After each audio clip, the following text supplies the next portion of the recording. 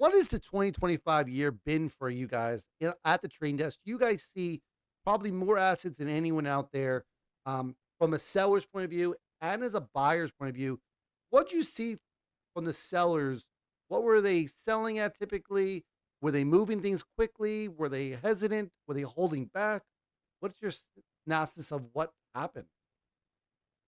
Well, for 25, it absolutely was probably the least amount of transactions that we had done in 12 years. Hmm. It was probably actually not half, but it was probably around 60% of what we typically do. And the biggest reason I'm pretty sure is that we didn't have any of the hedge funds that really to move some big portfolios, which we had every, previous years all the time. And what we did have that was more than in the past is a lot smaller deals. So we had more transactions, but the loan count was far less than it had always been. Um, and it was interesting how a lot of the deals were coming from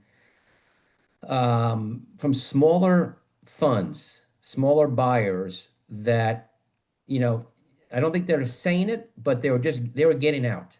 They were basically saying, I'm done. I want to just move these last 10, 12 out of my fund. I need to close the fund. The investors want us to close the fund at this time right now.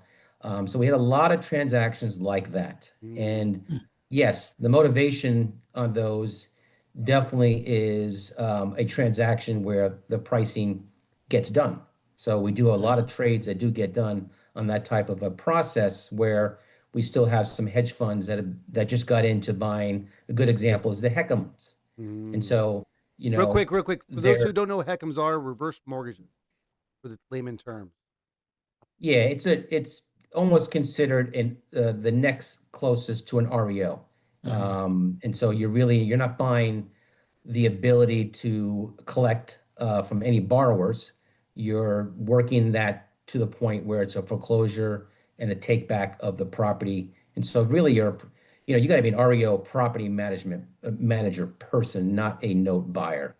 And Yeah. so that's where we've seen the most transactions that get a lot of bids, but there's a big spread between where they can sell them. And of course, that's probably because it was during the time where they were buying them aggressively from the HUD deals. Yeah. I know how deals taking place this month as well. There's a big trade going on that people are bidding on that we're part of. Um, and Heckams are going to be growing year after year, I believe, due to the fact that the baby boomers are retiring and passing away. I think that's going to be more and more common because reverse mortgages is just, yeah, it sounds it is what it sounds like, right? Mm. It's just taking the mortgage, giving you money every month and adding up. And default is when you sell or if you die.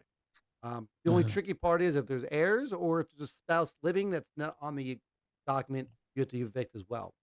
But so let's flip over the That, buyers. Go ahead, go ahead. Sorry. yeah, we had a lot more I'll say we had a lot more RPL sales than MPLs. Okay. Yeah. Okay, Hmm. Is it because that's MPLs were interesting. too expensive for the sellers to sell at a deeper discount? You think? The NPL had the valuation balance dilemma. You know, the Okay. the values have gone up so high, legal balances have gone up with it, and they all project to recover the full legal balance, and that's where you're going to have the biggest um, the bid ask spread on those. And with the RPLs, they were most of the assets, of course, were NPLs a few years ago, Mhm. Mhm. and they have the ability to sell them anywhere from low 80s to the mid 90s, which moved them pretty quickly.